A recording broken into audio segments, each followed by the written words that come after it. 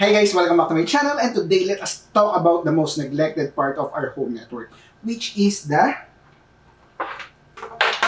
Ethernet cable or LAN cable. The main reason we are talking about it is because aside from the Wi-Fi router, Wi-Fi 6, gigabit ports, etc., we usually need an Ethernet cable to connect them. And let us not talk about the fiber optic cable. I will make a separate video for that one.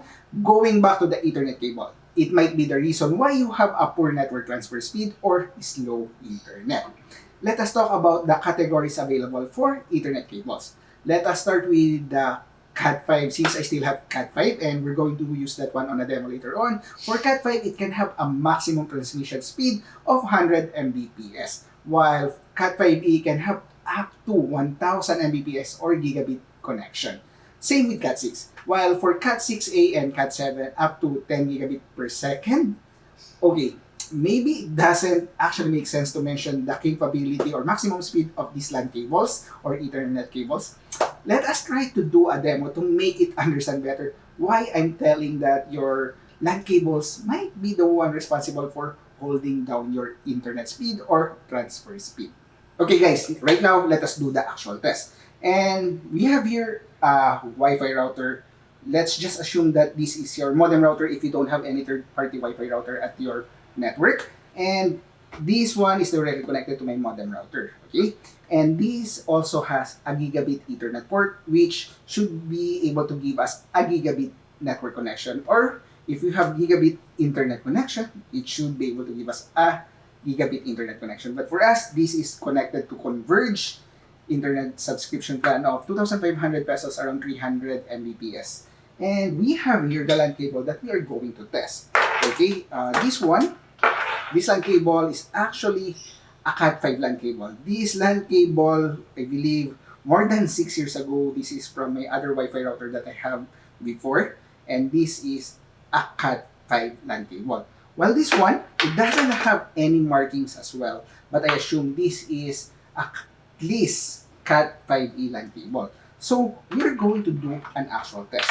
So this one is able to give us a gigabit network connection because it has gigabit Ethernet port, and at the same time our laptop is also capable of gigabit network connection, but we're going to use a Cat5 LAN cable.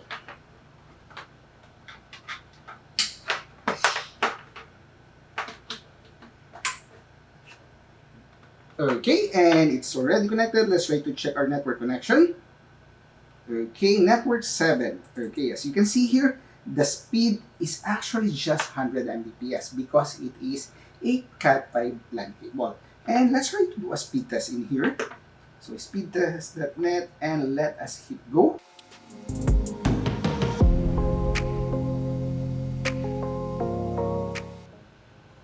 Okay guys, right now as you can see, we only have 91 Mbps for download while 94 Mbps for upload. It is actually expected because we are just using a Cat5 LAN cable. And even though we have a 300 Mbps of internet bandwidth from Converge, we will only be able to achieve around less than 100 Mbps. And let's try to check using another LAN cable. It doesn't have marking, but this is actually Cat5e and above. And let's try to change the LAN cable here.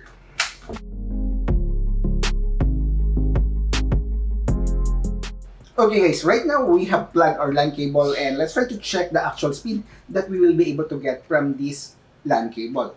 Okay, click on this one. As you can see, speed is 1 gigabit per second. And of course, we're going to do a speed test as well when we change the LAN cable.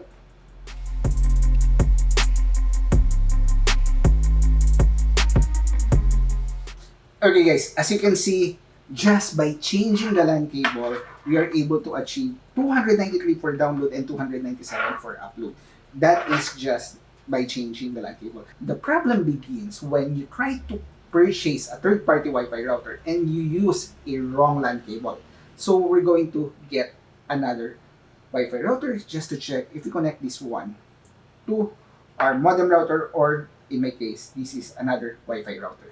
Okay guys, right now we have here our ASUS Wi-Fi router, and this is the AC1300 UHP, and it is also capable of giving us gigabit network connection. So in case we have a gigabit internet connection, we should be able to obtain a gigabit internet connection as well using this Wi-Fi router via LAN cable. And okay, now for the actual test again. As you can see here, the one port, there is no LAN cable connected yet coming from our source of internet, which will be this one. And when we try to check our Ethernet on our LAN, it is 1 gigabit per second. And let's try to plug the Cat5 LAN cable. Okay? So we're going to plug a Cat5 LAN cable on the Asus Wi-Fi router. Okay guys, and it seems we already have our internet connection since the internet LED light on the Asus Wi-Fi router is already blue. And let's try to check. It's on our network. We still have gigabit Ethernet connection. And let's try to do a speed test. Okay, speedtest.net. And let's wait for the ads to load. And hit go. Okay, guys, while waiting for this one, we are connected from this source of internet. Maybe this will be your modem router. In our case, this is another Wi-Fi router connected to our modem router. We are actually using a Cat5 LAN cable to connect to the Asus Wi-Fi router. Okay? So meaning it is only capable of 100 Mbps. But when we try to check our Ethernet connection or our local area network connection, we are able to see we should have 1 gigabit per second or 1 Gbps. So let's try to check for our speed test. As you can see, we only have 93 Mbps for download, while for upload, it is 95 Mbps. And let's try to check on my mobile phone as well. Okay, right now, mobile data is turned off. We are connected to the Annihilation 5G on this Wi-Fi router, and let's try to do a speed test.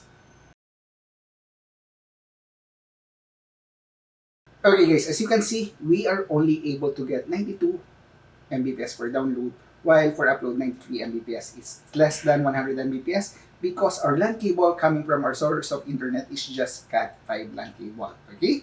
So let's try to check if there will be an improvement if we're going to use the other LAN cable around Cat5e or Cat6 LAN cable. I'm not really sure because it doesn't have any indication if it's a Cat5e or Cat6. So let me see it here. Okay, and it seems we already have our internet connection back, and let's try to hit go again. Okay, our setup right now is from our Wi-Fi router, our source of internet, connecting a LAN cable, a Cat5e or Cat6 LAN cable to our new or third-party Wi-Fi router, which is the Asus Wi-Fi router. And let's try to hit go. This laptop is actually connected directly to the Asus Wi-Fi router via LAN cable.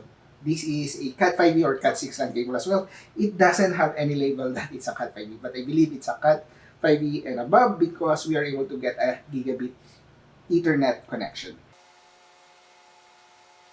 Okay guys, as you can see, by changing again our LAN cable from Cat5 to Cat5e LAN cable, we are able to get more speed or bandwidth with our network or internet connection for our speed test because the Cat5e is capable of up to gigabit Ethernet connection, while the Cat5 is only capable of 100 Mbps. And of course, let's try to check again on our mobile phone the internet connection that we're able to get connecting from this Annihilation 5G wireless router.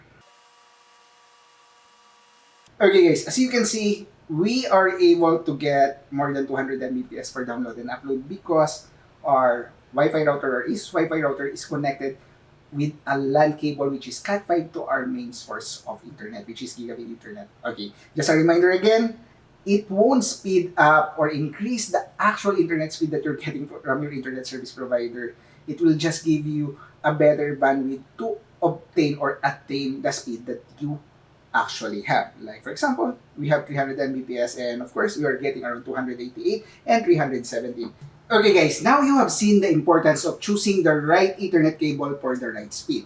Then for the range, typically the distance is around 100 meters, but there will be instances that you can actually go more. But for me, I would really say just less than 100 meters, around 80 meters for less points of failure. Because the longer the cable, the greater the attenuation is. Now, for the brand. For now, I really can't recommend any brand, but if I'm trying to shop at Lazada or Shopee, I'm getting the Benson brand.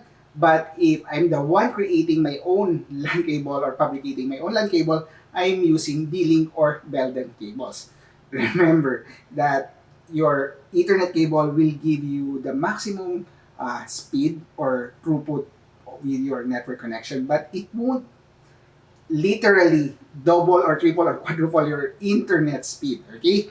Because the reason why when we're using Cat5 LAN cable, we are only getting 100 Mbps, while for the Cat5 ELAN cable, we are getting around 300 Mbps. It didn't triple my actual internet speed.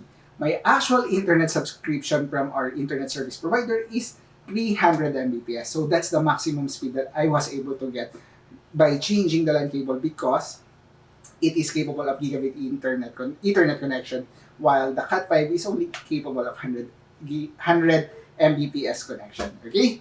And lastly, if you're going to purchase a LAN cable, just make sure just get at least Cat6. Cat6 nowadays are actually getting cheaper.